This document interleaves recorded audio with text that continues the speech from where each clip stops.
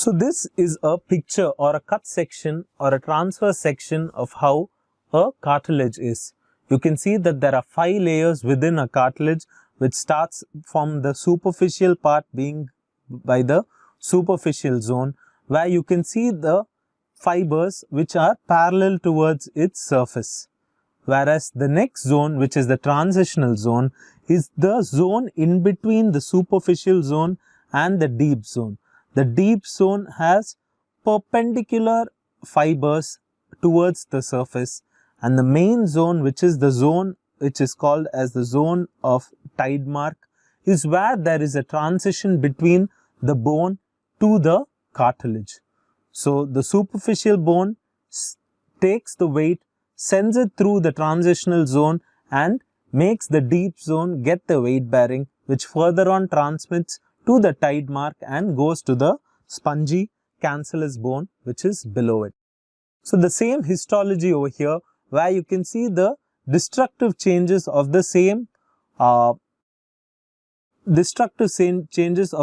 cartilage. You can see that there is destruction, there is more amount of loosely wound tissue along with multiple spongy cancellous tissue which are way dispersed.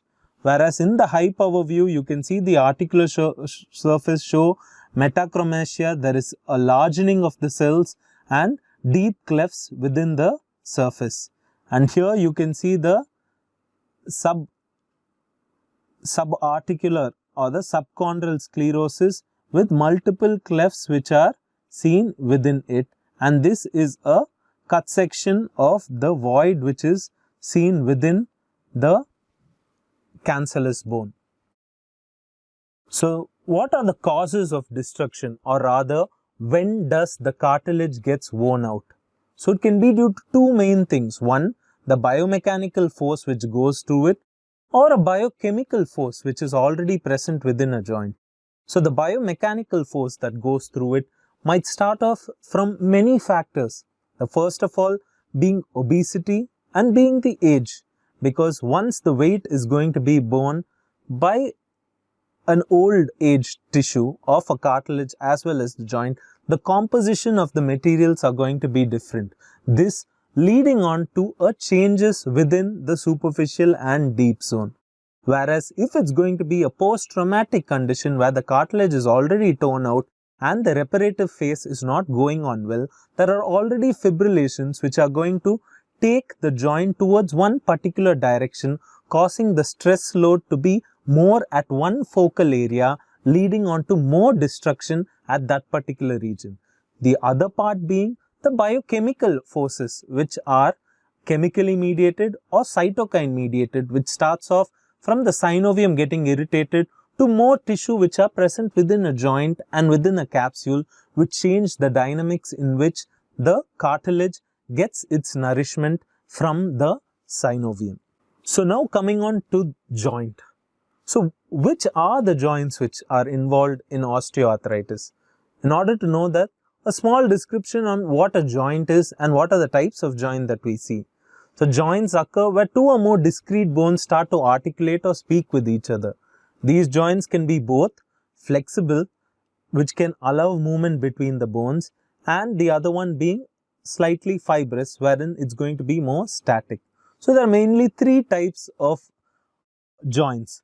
One being the fibrous joint, the second the cartilofibrinous joint, and the third synovial, which is the most common and the joint which moves maximum. So the fibrous joint joins bone or cartilage by fibrous tissue and allow very little movement, which is seen in the sutures of the skull. Whereas the primary cartilaginous joints are between bone and hyaline cartilage. In secondary cartilaginous joint, the 2 bones ends are covered by a thin layer of hyaline cartilage, and these 2 ends are joined by interposed fibrous tissue, which is like the symphysis pubis. So you can see that both the joints will be having a hyaline cartilage, but the tissue in between it is going to hold each other together with a fibrous band. The spine also consists of a series of fibrocartilaginous joints as each vertebrae are going to join via the intervertebral disc space, which acts like a gel and a shock absorber. So even in cartilaginous joint that allow very little movement, the joint can fail, particularly like the AC joint, wherein if there is going to be heavy loads which go through it, there is going to be some amount of damage to this fibrocartilaginous structure, which later on leads on to osteophyte formation, like what you see in case of a AC joint arthritis, which is also a variant of osteoarthritis. So here is a picture which clearly depicts the cancellous region of bone, the articular surface of the bone, the cartilage which makes up the joint, and the reciprocating cartilage of the tibia. You can see that all this is covered by this yellow tissue, which is your synovium, which is a lining which is seen 360 degrees throughout the joint, which all are present inside the capsule, which is the barrier or the more farther structure which makes up a joint. And you can see that all of this is going to move only by the musculo-tendinous unit, which is going to be above it. So in this one picture, you can see that a problem which occurs on the outside can trigger a response on the inside, or a problem on the inside can in turn cause a problem on the outside, which means it doesn't stop at one level. It just escalates to another level and finally leads on towards the joint or towards the muscles. So in the right, you can see the articular surface, which is a smooth glistening structure which you can see, and this is a cut section of the femoral head, wherein you can see the cancellous bone. So you can see the cancellous bone, you can see the subchondral bone, as well as you can see the cartilage, which is the hyaline cartilage, which is the white articulating surface of the joint.